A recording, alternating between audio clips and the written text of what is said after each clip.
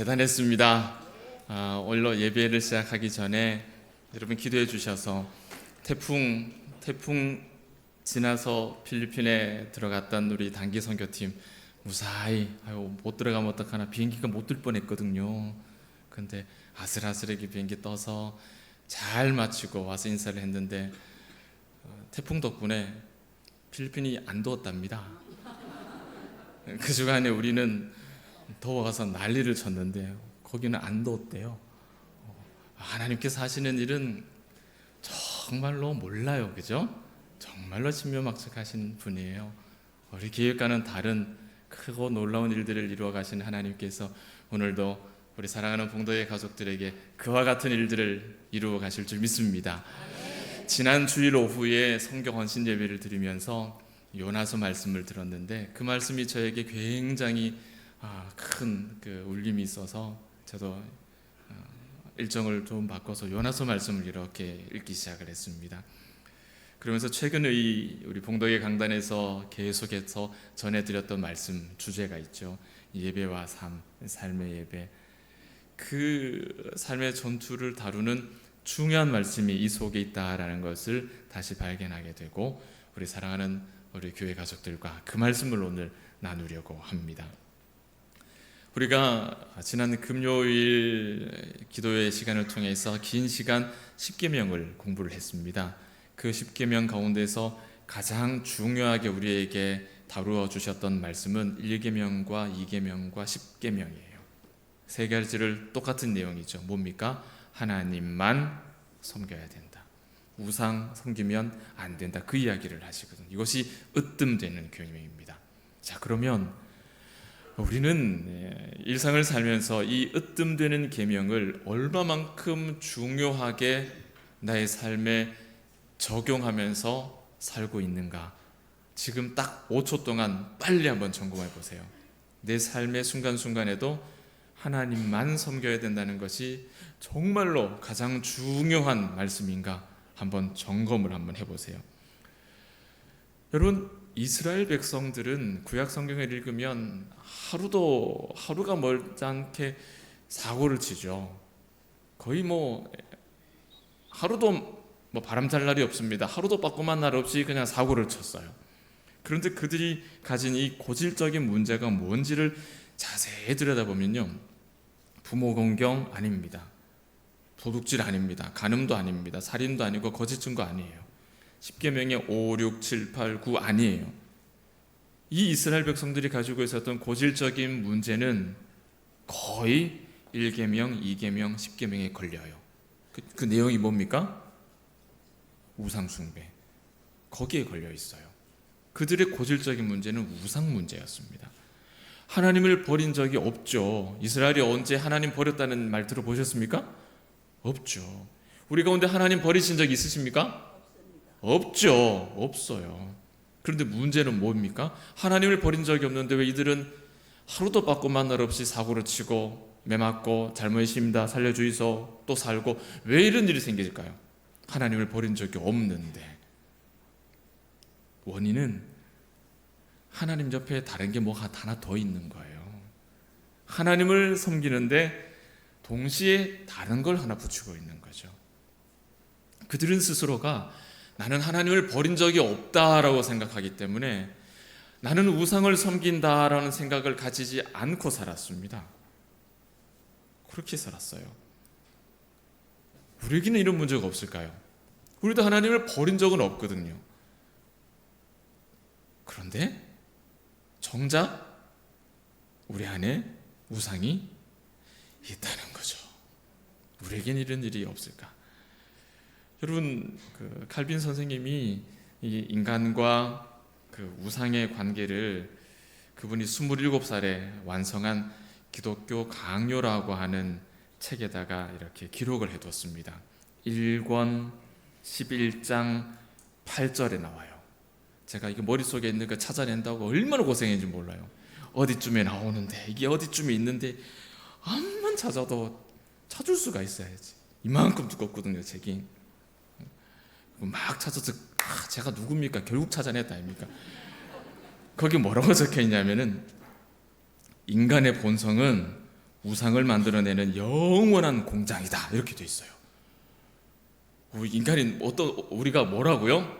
공장인데 멈추지 않는 공장, 영원히 가동되는 공장인데 그 공장에서 뭘 만든다고요? 우상을 만든다고요. 여러분 이거 깜짝 놀랄 일 아닙니까? 우리 인간은 영원토록 우상을 만들어내는 공장이라는 거예요. 공장. 우리가 그런 인간입니다. 그래서 신앙생활이라고 하는 것은 우리 안에서 이렇게 계속해서 생산되는 그 하나님 외에 다른 신, 다른 우상을 내 안에서, 내 인생에서 하나씩 하나씩 제거해가는 과정이 우리 신앙생활이에요. 우리 인생이에요. 그 과정이에요. 우리 지금 그런 과정을 우리가 살고 있는 거예요. 여러분 이런 영적인 다툼, 내 삶에서 하나님이 아닌 우상을 제거해가는 영적인 이 다툼, 이 전쟁, 이런 다툼과 전쟁이 없는 분이 계십니까? 이런 것 없이 그냥 편안하게만 한 분이 계십니까? 아, 그러면 안 되는데. 그런 분이 있으시면 안 돼요. 나에게는 우상이 없어라고 그렇게 생각하고 사시는 분 계십니까? 난 하나님을 버린 적이 없으니까요. 하나님을 떠난 적이 없으니까요. 혹시 그런 분이 계시면 안 됩니다. 만약에 그런 분이 계시다면 나에게 영적 다툼이 끝났다는 말이 되잖아요. 그죠? 나에게 영적 다툼이 없다. 끝났다는 거예요. 끝났다는 말은 뭡니까? 나에게는 우상이 다 제거됐다라는 거죠. 없다라는 거예요. 그러면 인간은 영원히 우상을 생산해내는 공장이라는 말은 틀린 말이 되죠. 과연 그럴 수 있을까? 아닙니다. 우리에게 영적 전투가 없다. 그 말은 내 안에 있는 죄의 그 깊이를 내가 아직 잘 모른다는 뜻이에요. 우리 인간이 가지고 있는 그 죄성이 얼마나 뿌리 깊은지를 내가 잘 느끼지 못하고 산다는 뜻이에요. 우리에게는 우상이 없을 수가 없고 우리에게는 그 우상을 제거하기 위한 영적인 치열한 싸움이 내 마음에, 내 내면에 없을 수가 없어요. 매일 순간순간 그것이 있어야 우리가 신자입니다. 도대체 우상이라는 게 뭘까? 우상은요, 여러분, 이것저것 이게 찾으려고 하시면 안 되고 공직을 하셔야 돼요. 이 우상이 뭐냐? 내 삶에서 하나님보다 더 필수적이다라고 생각되는 것 다 우상입니다. 하나님보다 나에게 더 필요하다 생각되는 것, 그거 다 우상이에요. 모든 사람은 하나님이 아니면 나에게 어떤 유익을 주는 다른 어떤 존재를 다 의존하고 살죠. 그런 우상들은 카멜레온처럼 자신의 정체를 쉽게 드러내질 않습니다. 눈에 톡 띄는 형광색 옷을 입고 어디서 봐도 눈에 탁 들어오는 그런 옷을 입지 않는다는 거예요. 안 보여요. 나 여기 있어 라고 가르쳐 주질 않아요. 자신이 어디에 위치하고 있는지 그 좌표를 알려주질 않아요. 몰라요. 찾아내기 힘들어요. 생각해 보십시오. 우리 안에 있는 이 위장된 우상들은 이렇게 생각하면 더 쉽겠죠. 좋은 것들이 있습니다. 좋은 것들, 정말로 좋은 것. 제가 비꼬아서 말하는 게 아니라 정말 좋은 것들이 있어요. 좋은 것들. 그런데 그 좋은 것이 너무 지나치게 더 좋아져 버리면, 그래서 그게 너무 욕심나는 거예요. 이 좋은 것이 너무 지나치게 좋아서 다 가지고 싶은 욕심이 생겨버리면 이게 우상인 거예요. 그건 우상됩니다. 직장, 너무 좋은 직장, 이보다 더 좋은 직장, 가족, 업적, 소유, 권력, 영향력, 외모, 인싸, 지위, 모든 것들이 다 좋은 것이죠. 이거 나쁜 것이라고 말하면 안 돼요. 왜? 하나님이 주신 일반 은총의 산물들이죠. 왜 이게 나쁜 것들입니까? 좋은 것들이죠. 그런데 문제는 이런 것들이 너무 지나치게 좋아져서 하나님보다 더 좋은 것이 되면 그것은 나에게 우상이 되는 거예요. 그것이 우상이 되는 겁니다. 그래서 세상에 있는 모든 것들이, 내 눈에 보이는 모든 것들이, 내가 느끼는 모든 것들이 다 우상이 될 수 있습니다. 어떤 신의 형상만 갖추고 있다고 해서 우상이 자격이 있는 것이 아니라 모든 것이 우상이 될 수 있습니다. 여러분, 이런 우상들을 제대로 분별하고 계신지 모르겠습니다. 딱 보시면 척하면 아십니까? 이거 우상이다 느낌이 딱 오십니까? 이게 쉬운 일 아니거든요. 이런 질문을 가지고 우리 본문을 한번 살펴볼게요. 오늘은 이 요나서 말씀을 보실 텐데 물고기도 나오고 호기심 가득한 재밌는 이야기들이 있죠. 그 이야기는 좀 밀어놓고요. 우리가 이 말씀을 읽으면서 쉽게 그냥 지나쳐 버리기 쉬운 영적인 메시지, 중요한 메시지, 선지자 요나 안에 기생했던 우상에 관한 이야기를 다룰 것입니다. 선지자 요나도 이 우상의 문제에 있어서는 예외가 될 수 없었고 피해갈 수 없었어요. 왜? 그도 사람이고 그가 사람인 이상 그는 어떤 존재예요? 우상을 만들어내는 공장일 뿐입니다. 요나 안에 있는 우상은 무엇이었겠습니까? 또 무엇이 요나로 하여금 하나님의 명령하신 니느웨가 아니라 정반대 방향 다시스로 가도록 했을까요? 그리고 요나는 왜 하나님께서 니느웨 심판을 이제 거두어 들이셨을 때 발끈해서 화를 냈을까요? 선지자가 무엇이 요나로 하여금 하나님의 주권과 하나님의 일하심을 바라보면서 이런 잘못된 반응이 나타나게 했을까요? 우상입니다. 이런 행동이 나오게 하는 이유가 우상인 것이죠. 여러분, 요나는 북왕국 이스라엘의 여로보암 2세 때의 사람입니다. 여로보암 2세 때라 그러면은 쉽게 말씀을 드리면요, 북왕국 이스라엘이 제일 빵빵할 때입니다. 제일 정치적으로도 힘이 있고 나라도 경제적으로도 부자일 때, 그럴 때입니다. 그러니 하룻밤 사이에 그냥 눈 한번 질끈 감으면은 통장 잔고가 그냥 쑥쑥쑥쑥 달라지니 이건 눈 한번 질끈 감는 게 다반사예요. 그들의 영적인 부패를, 타락을 그냥 좌시하고 그냥 지나갔다는 거죠. 왜? 너무너무 결과물이 막 나오니까. 그들은 무슨 하나님을 기다렸냐면 하나님께서 우리를 제외한 모든 이방 제국을 다 우리 발밑에 두게 하시고 그들로부터 조공을 받게 하셔서 정말 이 이스라엘이 세상에 가장 높아지는 그런 여호와의 날을 기다리고 기다렸던 때가 바로 여로보암 2세 때 요나가 예언하던 시대입니다. 그 시대에 요나가 어떤 예언을 하냐면은 정말 참 신기하게도 그런 내용의 예언을 해요. 하고 싶다고 하는 건 아니겠지만은 그런 예언을 해요. 그리고 그 예언은 또 하나님께서 이루어 가십니다. 그러니 요나가 이 나라가 부국강병해질 것이다 예언했는데 정말 그렇게 되는 거예요. 그러니 그 나라는 분위기가 어떻겠습니까? 잔치집이죠. 잔치집입니다. 예언자가 예언하는 것마다 딱딱딱 들어맞으면서 나라는 부강해지니 얼마나 좋아요. 나라의 정세와 예언자의 그 위치가, 입지가 딱 톱니바퀴 맞듯이 잘 맞아서 너무 좋은 때인 거예요. 완전 잔치집이었어요.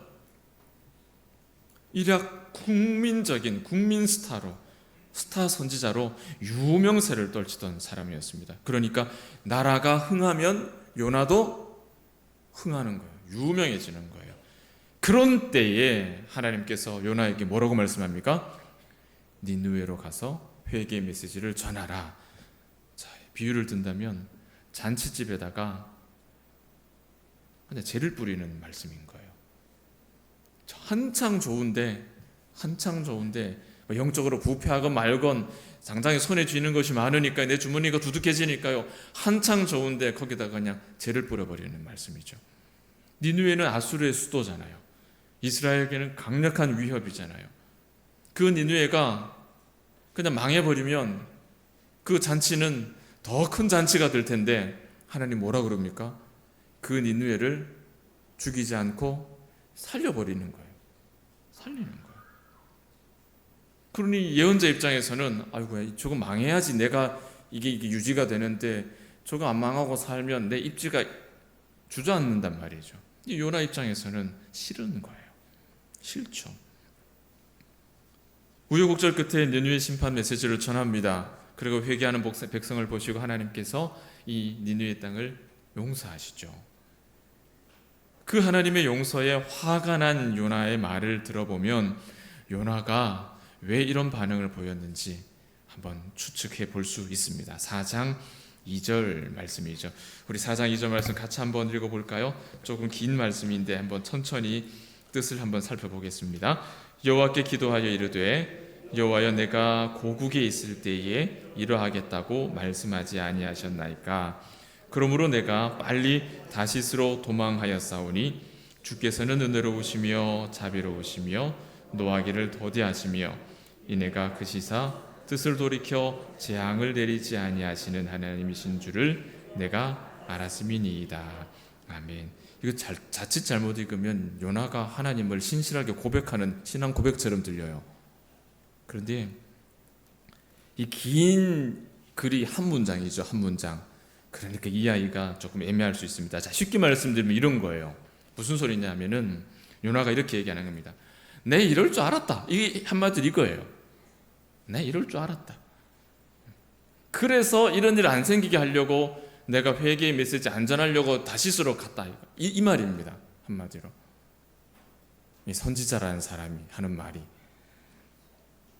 하나님이 이렇게 용서하실까봐 회개하라는 메시지를 전하기가 싫어서 다시스로 도망간 겁니다. 이렇게 얘기하는 거예요.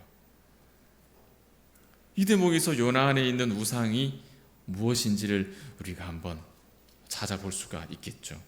요나는 하나님의 결정이 너무 싫었어요. 선지자가 하나님께서 영혼을 살리겠다는데 그거 싫다고, 이게 앞뒤가 안 맞는 말이지 않습니까? 3절 말씀 보십시오. 니느웨 사람들이 멸망해야 되는데 그들이 멸망하지 않고 사는 걸 보느니 차라리 뭐라고요? 내가 죽는 게 낫다라고 하는, 이 선지자 입에서 나오는 말이에요. 이게 또 있습니다. 박넝쿨 이야기와 관련해서 또 있죠. 8절 보실까요?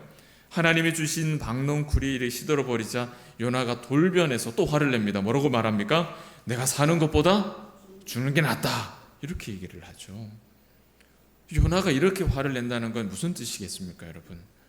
내가 원하는 것들이 이루어지지 않으면 하나님도 안중이 없다는 소리죠. 하나님도 안중이 없는 거예요. 과연 이 선지자라고 할 수 있을까라고 할 만큼 참 이거 엄청난 일이 지금 일어나고 있는 겁니다. 여러분, 요나 속에 숨어 기생하는, 그래서 요나를 이렇게 어처구니 없는 반응이 나오도록 만드는 우상은 이렇게 정리하면 될 것 같아요. 첫 번째는 애국입니다. 애국. 나라 사랑이 우상이에요. 이거 뭔 소린가, 무슨 소린가 하시겠지만은, 왜 나라 사랑이 우상이냐 하시는 분도 계실 수 있겠지만은, 나라와 민족 사랑하는 것은 너무 자연스럽고 당연하고 좋은 일이죠. 그런데 그 애국이라는 것이 하나님 나라의 그 성경적인 가치보다 우선되고 하나님 나라를 왜곡하는 것이라면 그것은 우상인 겁니다. 우상이에요. 역사적인 사례를 볼까요? 우리나라도 큰 어려움을 당했던 일본 일제시대 19세기 제국주의죠. 제국주의가 우리나라를 막 들어올 때 일본이 조선뿐만 아니라 중국도 먹었죠. 필리핀도 먹었죠. 동남아 다 먹었잖아요. 어마어마하게 먹어. 태평양 전쟁, 태평양을 먹은 나라가 일본입니다. 그렇게 막 전쟁으로 나라를 막 확장시켜가는 그런 모습을 보면서 일본 내에 있는 그리스도인들이 이거 틀렸는데, 이거 잘못된 일인데 라고 생각했던 교회들이 있었습니다. 그때만 해도 조선보다 일본이 예수 믿는 사람이 더 많았거든요. 그런데 대다수 교회는 뭘 했느냐? 그런 제국주의를 지지를 했습니다. 우리나라 잘한다, 우리나라 잘한다 이렇게 했단 말이죠. 애국했죠. 그 사람 입장에서는 애국이에요. 하나님 보실 때는 어때요? 애국이 아니죠. 독일도 마찬가지지 않습니까? 2차 대전에 히틀러의 나치, 아리안 민족주의죠. 아리안 계열의 족속만, 그 혈통만 남기고 나머지는 다 죽여야 돼. 그래서 유대인들을 학살하죠. 그들이 지나친 나라 사랑이 다른 민족과 나라를 다 멸절시키는 일, 여러분, 그런 일들을 지지하고 그런 일들에 부역했던 교회들이 독일의 교회들이었습니다. 우리가 너무 사랑하는 본 회퍼 목사님은 그런 교회의 반대편에 서서 그것이 잘못되었다라고 말하다가 고백교회의 지도자로 순교를 당하시죠. 여러분, 잘못된 애국은 얼마든지 우상이 될 수 있어요. 하나님의 이름을 잘못된 방식으로 애국으로 둔갑시키는 사람들이 있습니다. 하나님의 나라를 어떤 하나의 개념으로, 사상으로, 이데올로기로 둔갑을 시켜버려요. 하나님의 나라를, 성경의 말씀을. 그리고 그것이 나에게 내 인생의 최우선이 되어버리면 여러분, 그건 우리 안에 우상을 품고 있는 거나 마찬가지죠. 나는 하나님의 나라를 꿈꾸는 사람이어야 되는데 마치 하나님의 나라가 어떤 사상이 되어버리면 여러분, 그것은 우상이 되는 거예요. 지나친 것이죠. 요나에게는 또 다른 우상이 있었습니다. 박넝쿨 이야기예요. 안락함이에요. 우리 지난 성경 헌신 예배 때 들은 이야기가 요 안락함에 관련된 이야기가 될 것 같습니다. 하나님께서는 화가 나 있는 요나를 위해서 이제 뚜껑이 열렸으니까 이제 좀 식히라고 그늘을 만들어 주시잖아요. 얼마나 속이 좋습니까? 하나님 속이 뭐 이쁘다고 거기다 그늘까지 만들어 주십니까? 그죠? 근데 그 그늘을 만들어 주니까 참 니느웨가 망하지 않고 사는 걸 보느니 내가 죽는 게 낫습니다 라고 말하던 요나가 그 박넝쿨 그늘 때문에 크게 기뻐합니다. 이건 뭐 양은 냄비도 아니고, 그죠? 이랬다 저랬다. 이 양반도 참 속이 좋아요, 그죠? 그리 화냈는 게 부끄러워서라도 그래 못하겠구만, 그죠? 참 속이 좋아요. 그런데 하나님께서 그 박넝쿨을 하루 만에 싹 걷어가십니다. 그랬더니 어떻게 됩니까? 요나가 또 부끄러운 줄 몰라요. 또 돌변해가지고 막 화를 냅니다. 화내는데 뭐라고 화를 냅니까? 내가 사는 것보다 죽는 게 낫습니다, 이렇게 얘기를 한단 말이죠. 이상하지 않습니까? 요나라는 사람은 왜 이렇게 자기 목숨을 쉽게 함부로 내던질까요? 그럴 만한 일이 아닌 것 같은데 자꾸 내가 죽는 게 낫습니다, 내가 죽는 게 낫습니다, 왜 자꾸 이런 얘기를 할 때는 이해가 안 돼요. 저는 제가 제일 이해가 안 되는 사람이 바로 왕이었거든요. 바로 왕. 제가 새벽기도 때 한번 예를 들어드렸죠.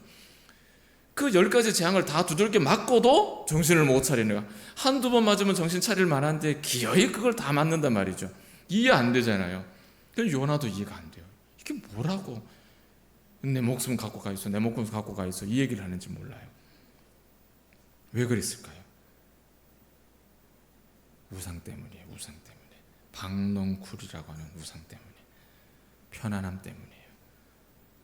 여러분, 요나서가 우리에게 주시는 중요한 영적인 메시지는 우리 안에 있는 우리가 인식하지 못했던 그 내면의 우상들을 이제는 발견하고 그것을 버리고 하나님을 섬기라 하는 은혜로운 부르심입니다. 그러니까 여호수아 말씀처럼 하나님이냐 다른 신이냐 결정해야 된다, 이 이야기를 우리에게 주시는 말씀이 요나서예요. 그래서 오늘 설교를 시작하면서 신앙생활을 어떻게 정의했습니까? 평생 우상을 만들어내는 공장인 우리가 사는 게 인생인데, 신앙생활인데, 그 신앙생활은 계속 생산되는 이 우상을 제거해가는 과정이 신앙생활이다라고 그렇게 말씀을 드렸죠. 분별하고 제거해가는 영적인 다툼이 신앙생활입니다. 한 번으로 끝나지 않아요. 매일매일 생깁니다. 평생 지속되는 싸움입니다. 신자에게는 항상 치열한 이 다툼이 있습니다. 이 우상을 품고는 하나님의 말씀에 순종할 수가 없어요. 이걸 품고 어떻게 하나님의 말씀을 붙잡습니까? 요나의 불순종은 요나 안에 있는 우상들 때문이에요. 여러분, 우리는 어떨까요, 여러분? 우리는 하나님의 말씀에 어떻게 반응하고 있을까? 여러분, 불순종하면서도 아무런 문제가 없다라고 느끼며 살지 않습니까? 여러분, 불순종은 문제입니까? 문제가 아닙니까? 문제죠. 불순종은 문제죠. 선악과 이야기부터 시작되는 성경의 단골 메뉴 아닙니까? 불순종은 문제죠. 그런데 내가 하나님 앞에 불순종하면서도 문제가 없다라고 느끼고 산다는 건 그러면 나라는 존재는 도대체 뭡니까? 나는 뭐죠? 도대체? 만약 이런 분이 이 자리 가운데 혹시라도 함께 계신다면 가장 중요한 것을 간구하셔야 돼요. 하나님, 내가 다시 거듭나게 해달라라고, 거듭남의 은혜를 달라라고 기도하셔야 돼요. 이보다 더 시급한 일은 없죠. 다른 은혜를 구하기 전에 거듭남을 구하셔야 됩니다. 요나는 나라를 사랑했어요. 그는 나라를 사랑했어요. 그렇지만 아수르가 멸망하기를 바랬죠. 내 나라 사랑하는데 옆 나라가 망하기를 바래요. 여러분, 이게 나라 사랑일까요? 우상일까요? 이건 우상인 겁니다. 이것이 불순종으로 나타나는 겁니다. 이웃을 긍휼히 여기고 사랑할 수 있을 만큼, 사랑할 수 없을 만큼 나 자신과 또 내게 속해 있는 것과 또 내가 아끼는 것, 내가 원하는 것을 내가 사랑하게 되는 것, 그건 지나친 것이죠. 지나친 것이죠. 그것이 우상이 되는 겁니다. 여러분, 선한 사마리아의 비유 아시죠? 여리고에서 예루살렘으로 올라가는데 강도 만난 자가 쓰러져 있고 제사장과 레위인과 유대인과 사마리아인이 지나갑니다. 우리 내용 잘 아는 내용이에요. 강도 만난 이웃을 도와줄 수 없을 만큼 우리 마음이 닫혀 있다면, 내가 제사장이 되었든 내가 레위인이 되었든 내가 유대인이 되었든 그게 무슨 소용이 있습니까?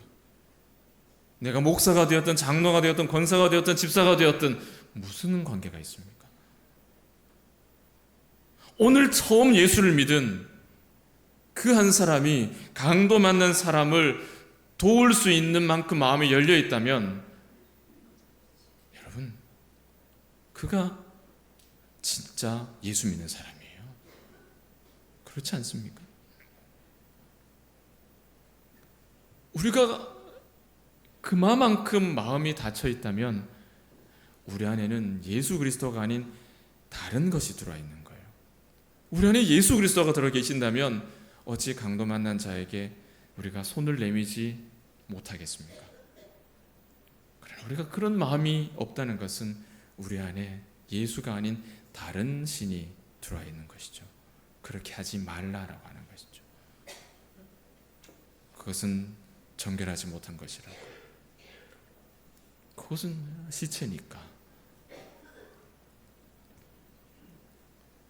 또 다른 우상이 하나 있습니다. 안락함. 우리 모두도 안락한 삶을 원하지 않습니까? 요나는 그 안락함 때문에 기뻐했고 또 화를 냈죠. 요나가 누린 안락함 하루였습니다. 그 단 하루의 안락함, 그 안락함이 사라지자 차라리 죽는 게 낫다라고 돌변해서 화를 내죠. 여러분, 우리도 똑같잖아요. 동일한 이 문제로 때로는 기뻐하고 때로는 화를 내고 이런 일들이 반복되는 것이 우리 인생이지 않습니까?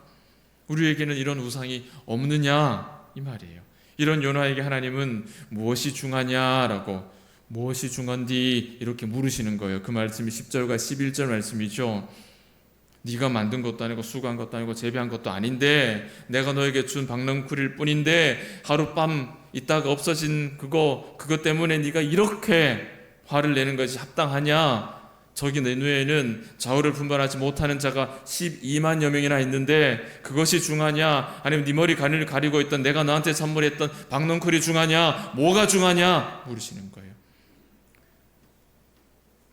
우리에게 있어서 박넝쿨은 어떤 게 있을까요? 하룻밤짜리 박넝쿨 내 것도 아닙니다. 하나님께서 주신 것이죠. 지금 우리가 누리고 있는 모든 것들, 살아가는 모든 것들이 하나님의 은혜요, 하나님의 선물이라는 뜻입니다. 바꿔 말하면 하나님께서 언제라도 우리에게서 거두어 가셔도 할 말 없는 것이라는 뜻이죠.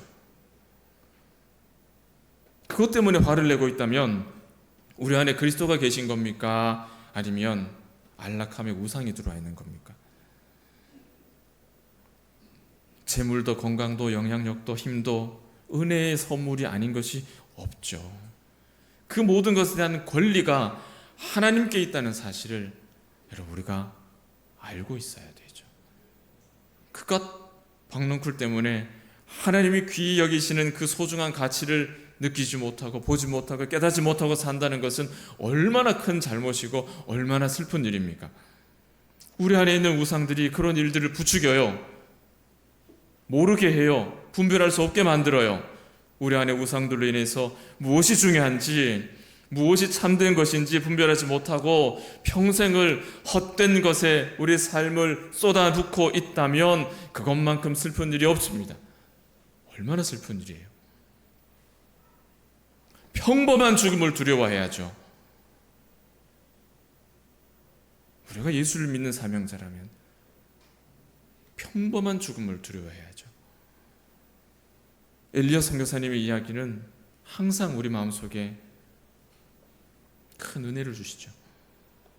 그분의 대학 시절의 일기 한 페이지가 오늘 요나서를 읽으면 다시 떠오릅니다. 잃어버릴 수 없는 것을 얻기 위해서 지킬 수 없는 것을 버리는 자는 결코 바보가 아니다. 그분은 너무나 지혜로운 분이셨어요. 내가 절대로 잡을 수 없는 것을 잡으려고 하지 않았어요. 그리고 절대로 놓치면 안 되는 것을 그분의 인생을 송두리째 부어서 그걸 붙잡은 분이에요. 사랑하는 여러분, 저와 여러분이 과연 무엇을 지킬 수 있겠습니까? 여러분 재산, 여러분 지식, 소중한 자녀들, 지금 누리고 있는 그 안락함들, 편안함들, 건강과 시간, 여러분 이것 가운데 과연 여러분 스스로가 마지막까지 지킬 수 있다라고 확신하는 것이 있으십니까? 여러분 그것 중에 단 하나라도 지키실 수 있나요? 저는 저한테 주어진 게 몇 개 안 돼가지고 조건이 좋은 것 같은데도 지킬 자신이 없어요. 지킬 수 있을 만한 게 하나도 안 보여요, 저한테는. 여러분, 어느 것도 우리가 지킬 수 있는 것은 없습니다. 어느 것도 우리가 스스로 지켜낼 수 있는 건 없어요. 그러니까 여러분 붙잡지 마세요. 애시당초 붙잡질 마세요, 여러분. 우리가 놓치지 말아야 될 게 있잖아요. 재산입니까? 건강입니까? 자녀입니까? 편안함입니까? 아니요. 그거 지킬 수 없는 것이라 했잖아요. 내가 지키려고 하면 할수록 못 지켜요. 그리고 내 인생은 허망하게 지나갈 뿐이에요. 우리가 놓치면 안 되는 것은 단 하나밖에 없습니다. 예수 그리스도. 다른 것 붙잡고 있으면 이 예수를 놓치게 돼요. 그러나 예수를 붙잡으면 다른 것들이 주어집니다. 우리에게는 무엇이 중요합니까, 여러분? 언제까지 우리가 우리 안에 있는 우상들로 인해서 막혀가지고 하나님이 우리를 부르고 계시는 그 부르심을 못 들은 척하며 살 수 있을까요? 언제까지 우리 그렇게 살 수 있을까요? 오늘 함께 예배하는 이 자리에 함께 모인 우리 사랑하는 봉동의 가족 여러분, 여러분이 서 있는 그 자리에서 그럴 수 있느냐, 지킬 수 있느냐, 하나님의 부르심을 못 들은 척하면서 살 수 있느냐 한번 스스로에게 질문해 보십시오. 그리고 답을 한번 해보세요. 그럴 수 있을 것 같아. 버틸 수 있을 것 같아. 모른 척하고 지금처럼 그냥 살 수 있을 것 같아. 그런 답이 나오는지, 그런 답이 안 나온다면 빨리 바꿔야죠. 안락함의 우상을 우리 속에 제거할 때, 우리 안에 있는 하나님의 참된 것을 분별하지 못하게 하는 우리 내면에 숨겨진 우상을 우리가 제거해 나갈 때 영광스럽고 소중한 믿음의 가치들을 발견할 수 있게 됩니다. 우리가 하나님을, 그 은혜를 믿고 그 하나님의 선하신 역사를 우리가 신뢰하고 그 믿음으로 담대하게 세상을 살아가겠다고 다짐하고 달려나갈 때 우리 안에 숨어있는 우상들은 그때 비로소 아이고 여기가 내가 살 곳이 아니구나 해서 쏙쏙 머리를 내밀어요. 그때 빼내야 돼요. 그때 우상이 서식하기가 최적화되어 있는 우리의 내면을 만들면 안 된다는 뜻이죠. 사랑하는 여러분, 특히 우리의 자녀들이, 우리의 청년들이 내 안에 있는 모든 안락함의 우상을 내려놓고 견고한 믿음으로 담대하게 이 세상을 개척할 수 있는 우리의 자녀들이기를 바랍니다. 우리 교회가 이런 꿈을 꿀 때 하나님은 이 꿈을 이루어 가시면서 이 무대에서 우리와 함께 춤추면서 하나님의 나라를 이곳에 세워 가실 줄 믿습니다. 기도하겠습니다. 고마우신 아버지 하나님,